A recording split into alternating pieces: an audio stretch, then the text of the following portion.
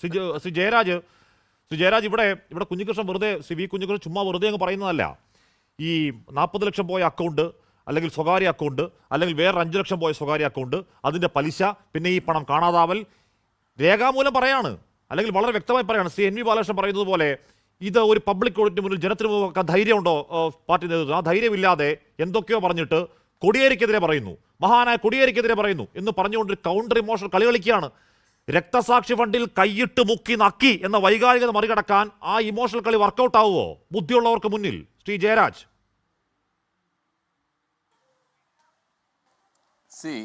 ഹാഷ്മി, ഇതൊരു Marxist Leninist പാർട്ടിയാണ്. What is to be done എന്ന് പറഞ്ഞിട്ടുള്ള ലെനിൻ്റെ ലേഖനത്തിൽ പ്രത്യേകം പറയുന്നുണ്ട്, freedom of criticism but unity of action. ഇത് ഏത് സമയത്താണ്, ഏത് സന്ദർഭത്തിലാണ്? നേരത്തെ അദ്ദേഹം പറഞ്ഞ വാക്കുകളൊക്കെ നമുക്ക് മുഖവിലേക്ക് എടുത്താൽ തന്നെ അദ്ദേഹം കൃത്യമായിട്ടുള്ള കണക്കുകൾ ചോദിച്ചു, ആ കണക്കിനകത്ത് മിസ്അപ്രോപ്രിയേഷൻ ഓഫ് ഫണ്ട്സ് കണ്ടു എന്നുണ്ടെങ്കിൽ അതിൻ്റെ തെളിവുകൾ അദ്ദേഹം ഹാജരാക്കി. ഇപ്പോഴും അദ്ദേഹത്തിന് വേണമെങ്കിൽ ഹാജരാക്കാമല്ലോ. ഇത് പാർട്ടി കമ്മിറ്റികളിൽ അദ്ദേഹം ഒരു ഏരിയ സെക്രട്ടറി ആയിട്ടിരുന്ന ആളാണ്, ജില്ലാ കമ്മിറ്റി മെമ്പറായിട്ടിരുന്ന ആളാണ്. അദ്ദേഹത്തിന് അറിയാമല്ലോ പാർട്ടിയുടെ സംഘടന. ഒരു സാധാരണ മെമ്പറായിട്ടുള്ള എനിക്ക് തന്നെ അറിയാം എന്താണ് പാർട്ടി നടപടി എന്നുള്ളത്. അപ്പൊ എന്നെക്കാളും മുതിർന്ന ഇത്ര ഈ പറഞ്ഞ ലെനിനിസ്റ്റ്, താങ്കൾ നേരത്തെ പറഞ്ഞ ഇംഗ്ലീഷ് ഫിലോസഫിക്കൽ സാധനം ഒന്നും വേണ്ട. ഇവിടെ പ്രശ്നം എന്താണ്? ഇവിടെ പ്രശ്നം പൈസ അടിച്ചുമാറ്റിയ പൈസ ഏതാണ്? രക്തസാക്ഷി ഫണ്ട് അടിച്ചുമാറ്റി. രക്തസാക്ഷി ഫണ്ട് ആരാണ്? രക്തസാക്ഷി പാർട്ടിയുടെ ദീപങ്ങൾ എന്ന് കരുതുന്ന രക്തസാക്ഷി മുദ്രാവാക്യം വിളിക്കുന്നത് രക്തസാക്ഷിയുടെ പൈസ അടിച്ചുമാറ്റി മുക്കി എന്ന ആരോപണം. അതുകൊണ്ട് ഒരുപാട് സൈദ്ധാന്തികനായ അവിടെ നിൽക്കട്ടെ. എന്റെ ചോദ്യം, ശ്രീ വി കുഞ്ഞികൃഷ്ണൻ ഓഡിറ്ററാണ്, അദ്ദേഹത്തിന് ഈ പണി നന്നായി അറിയാവുന്ന ആളാണ്, ആ തട്ടിപ്പ് കണ്ടുപിടിച്ച ആളാണ്. രേഖാപനം, ഈ പേപ്പർ അടക്കം തിരിച്ചു വരാത്ത കൗണ്ടർ ഫയൽ അടക്കം ഈ പറഞ്ഞ കമ്മിറ്റികൾ പറഞ്ഞതാണ്. ഒരു ചുക്ക ഉണ്ടാകത്തോണ്ടാണ് പുറത്തുനിന്ന് പറയുന്നേ. എന്നിട്ട് അങ്ങ് പറയാണ് ഒന്നും വെച്ചില്ല എന്ന് പറയാണോ? രേഖ വെച്ചില്ലെന്ന് പറയാണോ? അല്ല, അദ്ദേഹം അത് മാധ്യമങ്ങളുമായിട്ട് ഇത്രയും പറഞ്ഞെങ്കിൽ ആ കണക്കുകളോട് അങ്ങ് പുറത്തു വിട്ടിട്ടെന്നേ. അദ്ദേഹത്തിന് അത്ര ധൈര്യമുള്ള ആളാണെങ്കിൽ, താൻ പറയുന്ന കാര്യങ്ങൾ ഉറച്ചു നിൽക്കുന്നുണ്ടെങ്കിൽ ഞാൻ അയാളെ വെല്ലുവിളിക്കുകയാണ്. അയാളൊന്നും പറയല്ലേ?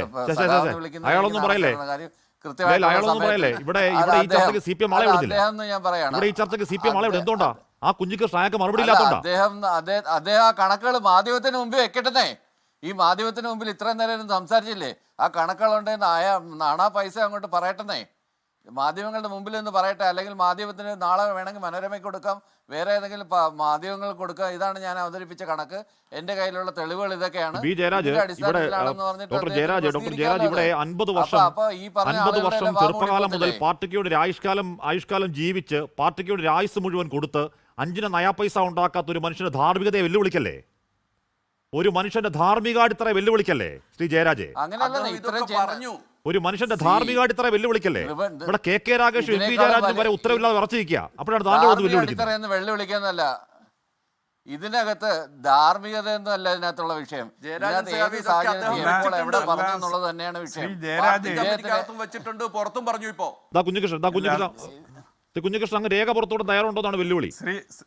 ശ്രീ ജയരാജ്, നിങ്ങളുടെ വെല്ലുവിളി ഞാൻ സ്വീകരിക്കുകയാണ്. ഈ കണക്ക് ഞാൻ പുറത്തു വിടുകയാണ്. ഞാനൊരു പുസ്തകം തയ്യാറാക്കിയിട്ടുണ്ട്. അടുത്ത ആഴ്ച ആ പുസ്തകം പബ്ലിഷ് ചെയ്യും. പ്രസാദനം നടക്കും അടുത്ത ആഴ്ച. ആ പുസ്തകത്തിൽ ഈ കണക്കുകളെല്ലാം വളരെ കൃത്യമായി രേഖപ്പെടുത്തിയിട്ടുണ്ട്. ഓക്കെ, 29-നാണ് ആ പുസ്തകം ഇറങ്ങുന്നത്. നമ്മൾ സംസാരിക്കുന്ന, നമുക്ക് അടുത്ത പരിചയമുള്ള സഖാക്കൾ ഫോണിൽ സംസാരിക്കുമ്പോൾ അവർക്ക് പുറത്തു പറയാൻ പേടിയുണ്ട്.